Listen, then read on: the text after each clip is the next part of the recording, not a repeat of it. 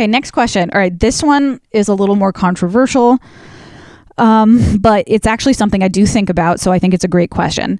So Vox Music, and she was actually on my podcast before, but Vox Music asks me, you and I have both battled body dysmorphia issues and eating issues. Do you have any thoughts on HAAS, aka fat acceptance movement, and the idea that losing weight is fat phobic? So just to explain, because I actually had no idea what this was, HAAS, H-A-A-S, stands for health at any size. And by the way, someone correct me if I'm mispronouncing that, because I'm not sure if you just say H-A-A-S or HAAS, because I actually had never heard of that particular term before, but I do know a lot about, the fat acceptance movement and all that stuff. So, okay, this is something I do think about. I have kind of mixed feelings on this subject. I am pro fat acceptance and body positivity to a certain extent. So let me explain that. Okay, how do I phrase this? I myself, who have dealt with serious issues with body dysmorphia and eating issues. I mean, I had a full-blown eating disorder where I was under 100 pounds and I wasn't, I was very unhealthy. I wasn't getting a period anymore. There was a lot of issues going on with my body at this time. And a lot of this was due to the fact that I had in my head that I had to be extremely skinny to be beautiful. And I became so obsessed with this issue. And mind you, this was a long time ago. I dealt with these issues when I was like 24, 23 even. I was, pretty young. It took me a while to get over those issues. It was like a slow process. Like, it wasn't like, oh, I just was cured overnight. It started with gaining a little bit of weight, and then over the years learning how to accept weight gain as it came, because I would find that I would gain weight and become healthy, but then have all these like anxieties in my body about like, oh my God, I gained a little weight, I have to lose it again. And so you kind of like slip back into old habits, but so it's like a slow unwinding. But anyways, that's like besides the point. That's a whole nother conversation. Let me just stick to the question at hand. So personally, I have been affected by the idea that you have to be skinny to be beautiful. So in that sense, I do support the fat positivity movement in the sense that there definitely was a period of time where women had a false idea in their head about what your body had to look like to be beautiful. A little history on where this started and how this came to be in society, because I actually looked this up myself because I was curious. So the reason why models are so skinny, the history of how that started isn't what you think. Historically, curviness was always attractive. But what happened was when these, fashion designers and companies wanted to sell their products, they didn't want to spend a lot of money on creating the advertisements. Like they wanted to, it actually makes perfect sense when you think about it. If they're going to be creating clothes that people aren't necessarily buying at first, they're just using these clothes to put on a model to advertise, why would they make a size extra, extra large? They're just wasting material that they're not going to be selling that particular shirt. This particular shirt is, or dress or whatever is used for the model. So they decided to make extra tiny clothes as to not waste materials that were going to not be sold. So they ended up having to hire really skinny people to wear these tiny clothes. That eventually took a life of its own, and eventually the society started viewing skinny models as attractive because that's all they were seeing. So really, when you think about it historically, it's really not necessarily it's more society. Like society, it's not so much the people selling those clothes fault. I don't think they had an evil or malicious intention behind that. They just wanted to save money on the materials. I think it's society that kind of took that in and decided that skinny was attractive because that's all they were seeing. So it's just kind of snowballed. And I think this kind of, I don't know exactly when the years that all this went down, but I would imagine that being skinny probably started, the idea that skinny was attractive probably started in the 50s or 60s or 70s, somewhere there. And then, fast forward, it definitely reached me when I was in my young 20s. I thought that any sign of fat in my body was gross, and I became obsessed with the idea of losing weight. So to an extent, I am pro fat positivity for that reason. However, I do think people are kidding themselves when they take it to the extent of obesity. I feel like the idea of body and fat positivity has a very great message for women like myself, or, you know, similar women. And not only, like, it doesn't even have to be women like myself who felt like I needed to be really skinny, but it also could be for different body types. I've had girlfriends in my past, like female friends, that even when they were their most physically fit, they were like about 165 pounds. And if you asked them to lose any more weight, they would not be healthy.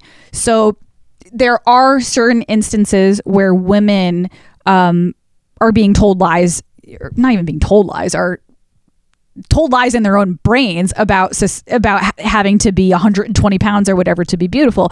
That's all true. However, I don't think you should allow that.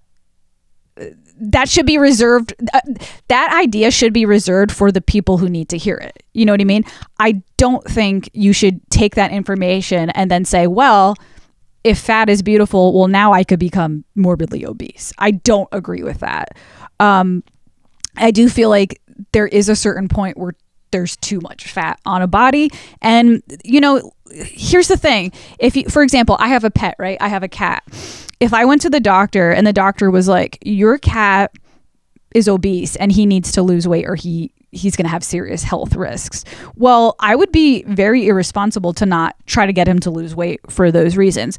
But nobody questions that over an animal. But when it comes to a human being, all of a sudden it's offensive to say something like that. Like, let's be real here. There are real medical reasons why somebody might need to lose weight. Somebody might go to the doctors and they might have some serious medical issue going on. And the doctor might say, hey, in order to fix this medical issue, we have to perform surgery. But in order to perform the surgery safely, you're going to have to lose X amount of pounds in order for us to safely do this procedure. Like, there are genuine instances where being obese is not good for you. I mean, look at the pandemic. I remember during the time of COVID, when it was, you know, really hitting strong in the beginning of 2020, I remember obese people were highly at risk of becoming very sick from the COVID, you know, virus. So I think it's absolutely ridiculous to take it to that extreme. Now, let me backtrack a little. I do understand the idea of not being mean to people who are obese. Like, I get that.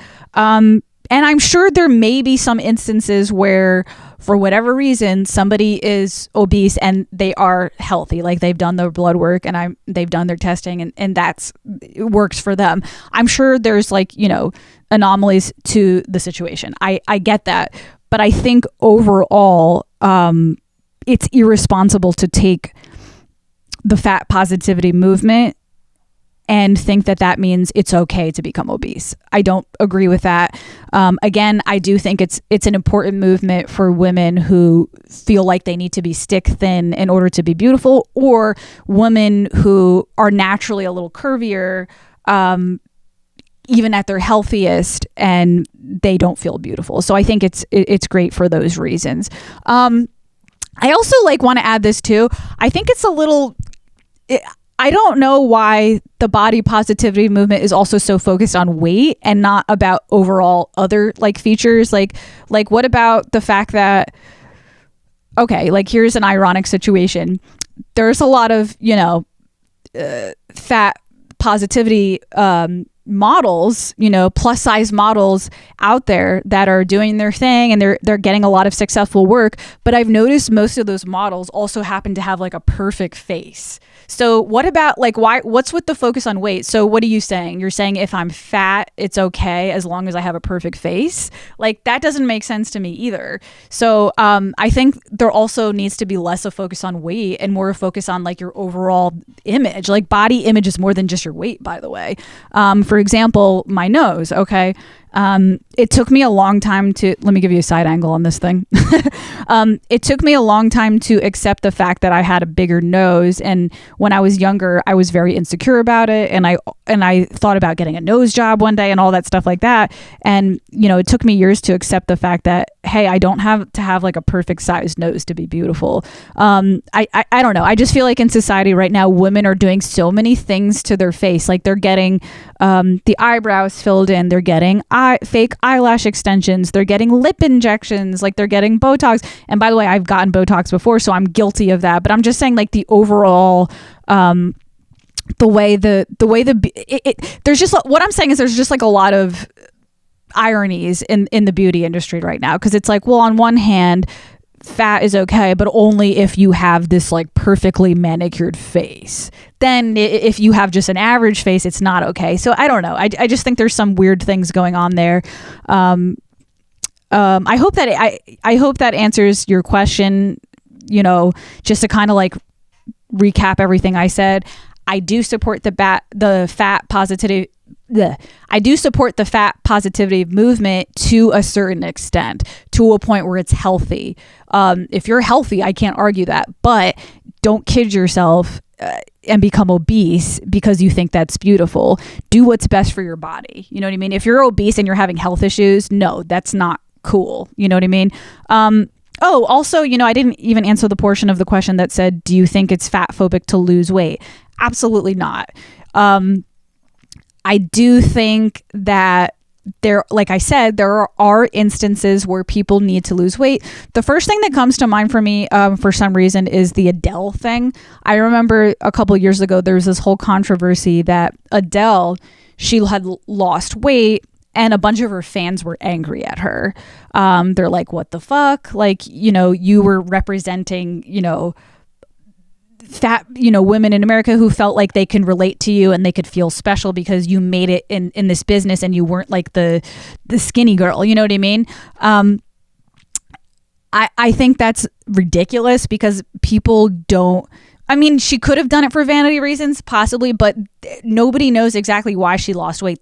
She could have had health problems. You know what I mean? So I think that's absolutely insane to assume that just because somebody lost weight, that they're suddenly not supportive of body positivity. And I've heard of other instances of this, by the way. It's not just Adele. I've heard of like obese models who didn't even become skinny. They just became like medium sized and their fans were livid. But I just think that's really ridiculous because you don't know somebody's personal story. You don't know somebody's personal history. You don't know why they need to lose weight. And I think if somebody needs to lose weight in order to deal with a health issue that their doctor talked to them about, quite frankly, you're the selfish one to judge them for that. Sorry, I know this is a controversial topic, so I don't mean to offend anybody, but I also want to give my opinion as much as I possibly could, my honest opinion here. All right, so moving on. Oh, and one more thought about that, by the way. I feel like people should have the freedom to do what they want with their body. You know what I mean? So, for example, if somebody decides that fitness is the thing that makes them feel good and they find purpose in life with fitness, that shouldn't be judged either. Because I feel like that's also part of it, is that sometimes the fitness industry gets labeled as like the toxic fitness culture and the toxic diet culture. You don't know somebody's backstory. There could be instances where somebody has a horrible home life and they don't have any purpose to live, and going to the gym and lifting weights might give them purpose in life so they don't kill themselves. Like, you know what I mean? Like, you really don't know what somebody's history is. So I think it's selfish to label that. You know what I mean? I think everybody should have freedom to do what they want with their body. And by the way, that includes gaining weight. Like, if you want to gain weight because you feel good in a heavier body and you feel sexy and you feel healthy that way, then absolutely do that. But also allow the freedom for people who are interested in fitness to be fit. You know what I mean? I think everybody should have the freedom to do exactly what they want with their own bodies. Okay, moving on.